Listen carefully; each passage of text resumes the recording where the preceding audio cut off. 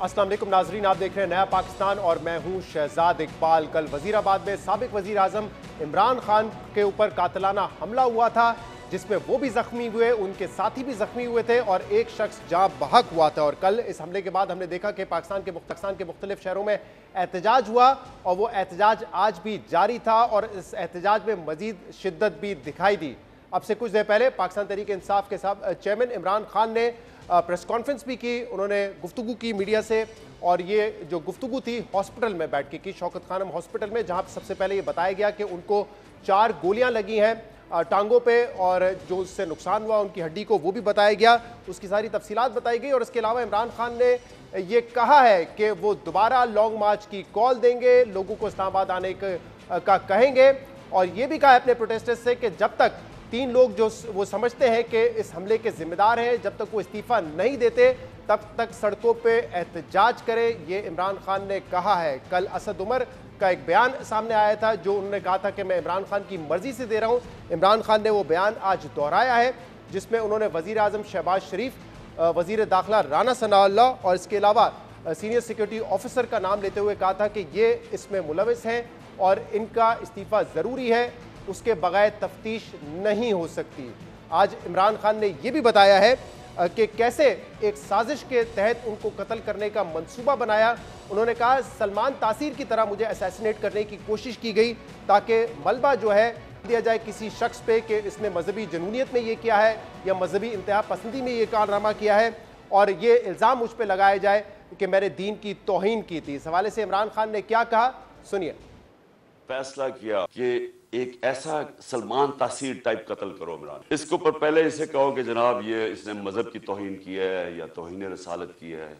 उसके ऊपर कोई उन्होंने टेप्स टूप्स बनाई, उन्होंने वो रिलीज भी की, वो लोग चलाए और वो नून लीग के लोग उसको प्रोजेक्ट करना शुरू हो गए। 3 लोगों ने ये प्लान बनाया। ये वो 3 लोग नहीं है जो 4 लोगों के मैंने नाम पहले बताए थे जिन्होंने पहले फैसला किया था, जिनके ऊपर मैंने टेप बनाई। ये 3 और है। मुझे कैसे पता चला?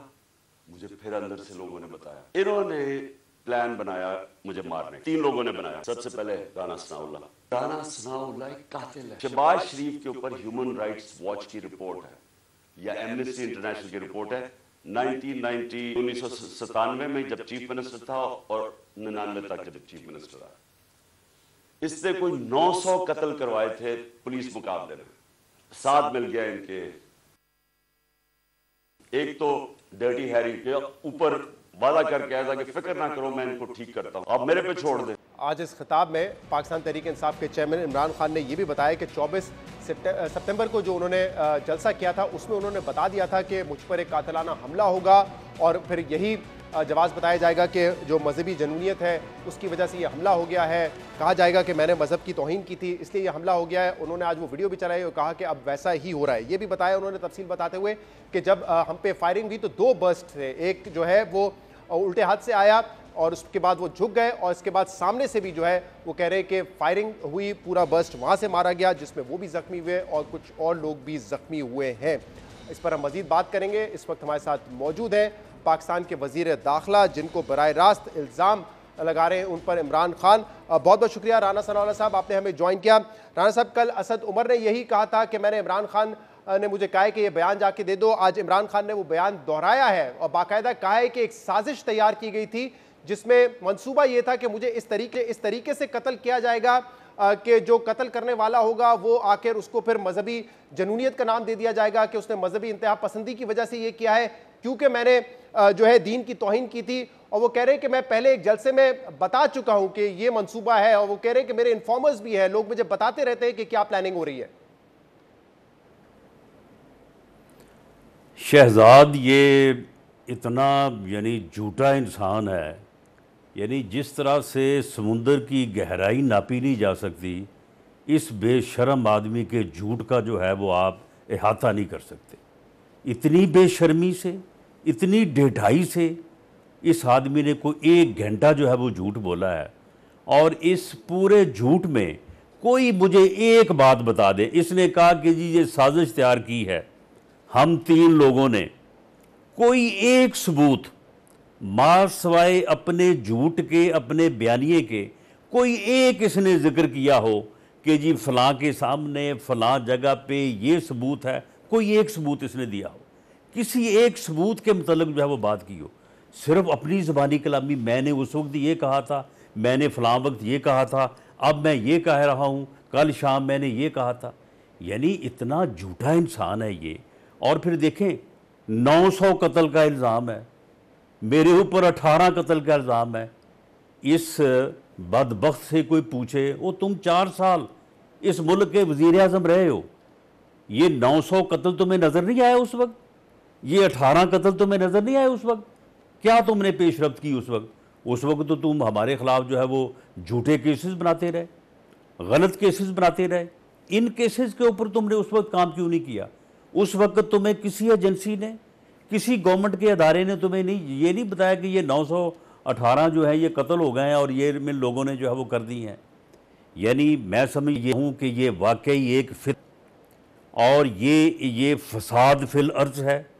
ये आदमी जो है ये दज्जाली फितना जो है ये अपने झूठ से और अपने इस फ्रेब से जो है ये कौम को तकसीम करने की कोशिश कर रहा है, कौम को गुमराह करने की कोशिश कर रहा है। आप मुझे बताएं कि इसकी पूरी गुफ्तगू में कोई एक सबूत, कोई एक बात, और इतने इतने बड़े इल्जाम लगा रहे हैं। मैं उस पर आता हूं, लेकिन कोई शर्म नहीं है। जितनी सियासत में राणा साहब कशीदगी इस वक्त हम देख रहे हैं, इश्तियाल अंगेजी देख रहे हैं, क्या फितना, दज्जाली ऐसे लफ्ज इस्तेमाल करना जरूरी है? यहाँ पे आप इल्जाम लगा रहे हैं कि किसी ने मजहबी इंतहा तो क्या कातिल का लफ्ज इस्तेमाल करना जो है ये बहुत जरूरी है? ये मैं यही कह रहा हूँ कि सियासी इंतहा पसंद नहीं, वो सुन ले ना, साजिश जो है, कत्ल की साजिश का लफ्ज इस्तेमाल करना जरूरी है। इस आदमी से, इस बेशरम से कोई पूछे कि 18 कत्लों का सबूत किधर है तुम्हारे पास? कोई मुद्दई, कोई गवाह, कोई एविडेंस कोई है इसके पास? अच्छा, तो राणा साहब वो मुतालबा ये कर रहे हैं, जो है वो बात कर रहा है, ये कर रहे हैं, और ऊपर से जो है वो उसको एक पार्टी के सरबराह होने की वजह से, यानी उसका झूठ जो है वो लाइव जो चलाया जा रहा है। अब मुझे बताएं कि ये इसने अपने वाकये की बात की है, आपका एक मौक़िफ़ है कि वो झूठ बोल रहे हैं। ये वजीराबाद का जो वाकया है, आपका एक मौक़िफ़ है, ये वजीराबाद के वाकये की जो बात किया, चले उसके ऊपर आ जाए जी, उसके ऊपर आ जाए। मैं दावे से कहता हूं कि ये आदमी झूठ बोल रहा है, इसको 4 फायर नहीं लगे। अच्छा, ये जख्मों की कहानी भी झूठ बोल रहा है। इसका इंडिपेंडेंट बोर्ड जो है, इंडिपेंडेंट बोर्ड बैठाया जाए डॉक्टर्स का, और वो इसके जख्मों का जो है वो, फिर आप कहेंगे जी कि ये विक्टिम ब्लेमिंग है, लेकिन ऐसे झूठे का, ऐसे फितने का और क्या जवाब दे? ये 100% गलत है। ये कहता है कि मुझे 4 फायर लगे हैं। ये कोई इंडिपेंडेंट बोर्ड बैठे, खुदा की कसम इसका झूठ जहां पे पकड़ा जाएगा। लेकिन राणा साहब, ये यहीं पे जो है ना, ये फ्रॉडिया जो है ना, ये पकड़ा जाएगा। इसके 4 जख्म ही नहीं है। और दूसरी बात सुन लें, ये वाकये का इसने जिक्र किया है, ये कहता है एक आदमी सामने था, उसने फायरिंग की। खुदा की कसम इस वाकये की एक एक लम्हे की जो है वो अपना जो है वो रिकॉर्डिंग मौजूद है। अगर ये साबित हो जाए कि उस भ्रष्ट के अलावा जो ये मुलज़िम पकड़ा गया है, उसके अलावा वहाँ पे कोई फायर हुआ है, आप हमें जो है वो जो सजा दें हम कबूल करें। राणा साहब जरा बारी बारी इस पे बात कर लेते हैं। राणा साहब सवाल सुन लीजिएगा, क्योंकि आज ये कहा गया कि उनको गोलियां लगी हैं, शार्पनर्स लगे हैं, कुछ हिस्से वहां मिले, उनके डॉक्टर भी बता रहे थे, एक्सरे भी दिखाए गए हैं उनके टांगों के जहां पे निशानात हैं, और वो कह रहे हैं कि एक गोली तो जो बोन में जाके लगी है और एक शरीयान के बड़े करीब थी, जिससे बहुत ज्यादा नुकसान हो सकता था। लेकिन ये सारा फ्रॉड है, इसका कोई जख्म उनके फ्रॉड सारा फ्रॉड है, फ्रॉड है सारा इसका। तो राणा साहब फिर कल से आप लोग मजम्मत किस बात की कर रहे हैं? मामला ये, हम उस वाकये की मजम्मत कर रहे हैं, उस वाकये की मजम्मत कर रहे हैं, उस मुलज़म की जो जिसने इंतहा पसंदी की सोच की वजह से वो उसने अटैक किया, हमला किया, वहाँ पे एक शहरी शहीद हुआ, हम उसकी मजम्मत कर रहे हैं। इस फ्रॉड की मजम्मत हम कैसे करें? ये कहता मेरे 4 फायर लगे, नहीं लगे इसके 4 फायर, ये इंडिपेंडेंट मेडिकल बोर्ड से अपना मुआयना करा। आप कैसे इतने दावे से कह सकते हैं? उस वाकये की या किसी डॉक्टर ने उनको देखा है जिसकी बुनियाद पे आप ये कह रहे हैं? क्योंकि राणा साहब ये इस बात पे तो फिर पीटीआई भी कहेगी कि आप झूठ बोल रहे हैं। इसने चीफ जस्टिस ऑफ पाकिस्तान से जो है वो किया है। चीफ जस्टिस पाकिस्तान जो है वो अपनी सरबराही में जो है इंक्वायरी बेंच पे बैठा दें, 900 कत्ल की भी जो है वो इंक्वायरी करें, 18 कत्ल की भी करें, इसके जख्मों की भी जो है वो इंक्वायरी करें, उस वाकये की भी करें। तो राणा साहब यही मुतालबा आज इमरान खान ने किया है, झूठ यहीं पे ना पकड़ा जाए। राणा साहब अब आप कह रहे हैं यहीं पे इसका झूठ राणा पकड़ा साहब जाए। सवाल सुन लीजिए, आप कह रहे हैं कि जितनी बातें उन्होंने की बहुत हैं, बड़ा फ्रॉडिया और झूठा इंसान है ये। राणा साहब आप कह रहे हैं इसका जितनी आप बातें अंदाजा ही उन्होंने नहीं की कर हैं वो सारी झूठ है, वो कह रहे हैं, वो आप पे इल्जाम लगा रहे हैं, लेकिन वो ये कह रहे हैं कि तफ्तीश करा ले, तहकीकात करवा ले, लेकिन वो ये कह रहे हैं कि जब तक जो इदारे तहकीकात करेंगे वो आप लोगों के मातहत हैं और आप लोगों को पर ही वो इल्जाम लगा रहे हैं, तब तक वो कह रहे हैं आपको इस्तीफा देना पड़ेगा वरना आजादाना तहकीकात तो हो ही नहीं सकेगी। नहीं तो इसके ज़माने में जितनी तहकीकात होती रही है ये इस्तीफ़ा दे के करवाता रहा है। हमारा भी तो इल्ज़ाम था ना कि ये हमारे ख़िलाफ़ बतौर वज़ीर आज़म झूठे केस बनवा रहा है। ये मानता था कि मैं बनवा रहा हूँ, ये कहता था कि ये केसेस जो है वो मैं जो है ये चलवा रहा हूँ केस। ये इस्तीफ़ा दे के इंक्वायरी करवा रहा था। और फिर दूसरी बात ये है कि ये जो गुजरात पुलिस जिसने मुलज़म को पकड़ा है, जिसने वीडियो जारी की है, वो मेरे मतहत है या वो वज़ीर आज़म के मतहत है या वो वज़ीर आला के मतहत है या वो पंजाब हुकूमत के मतहत है।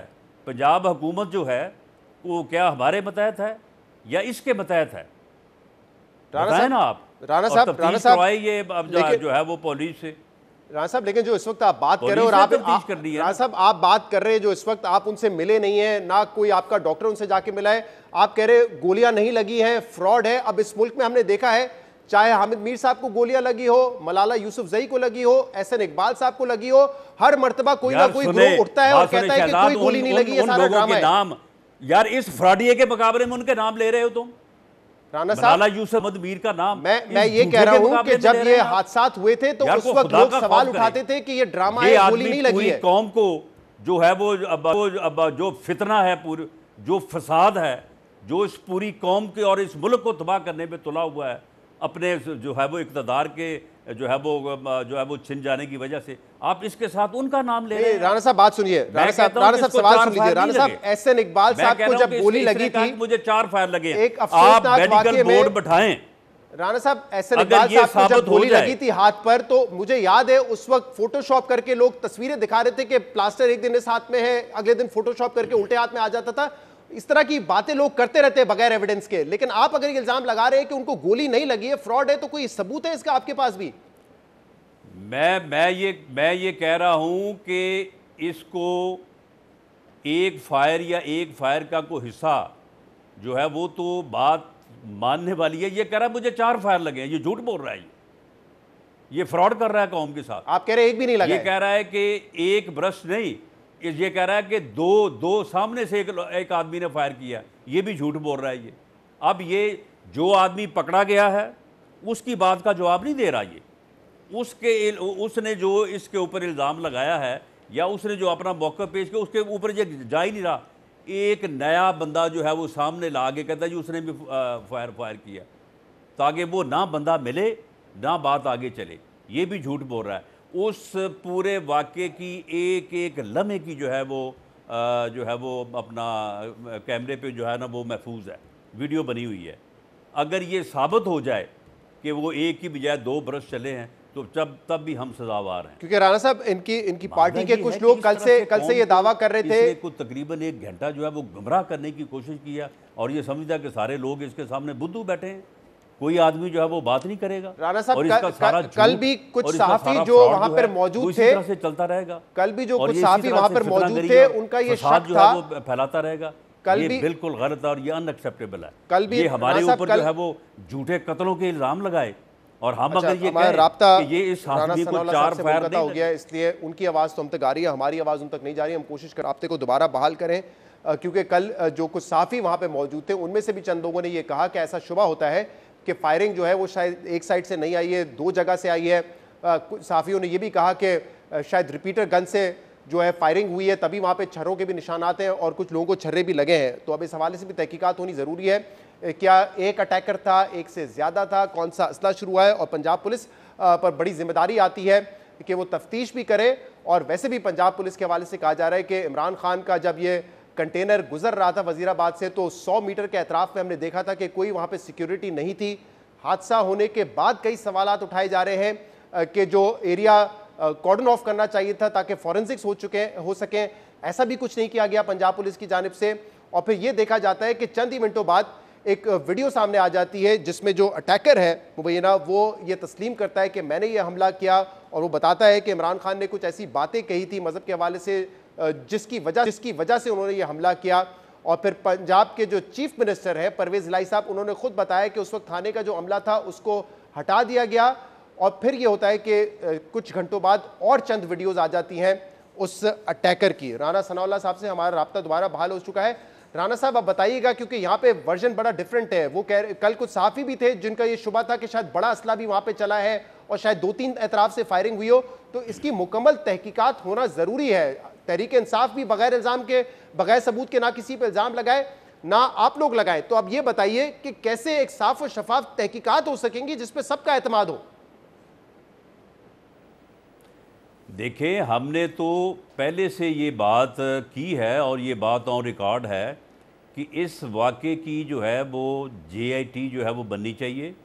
उस JIT में जो है वो तमाम जो रेलेवेंट जो है वो एजेंसीज़ हैं उनके सीनियर लोग जो हैं वो उसमें जो है वो मेंबर होने चाहिए, और वो JIT जो है वो बिल्कुल फ्री फेयर जो है इस वाक़े की जो है वो इंक्वायरी करे और उसके नतीजे में जो है वो हर चीज़ सामने आ जाएगी।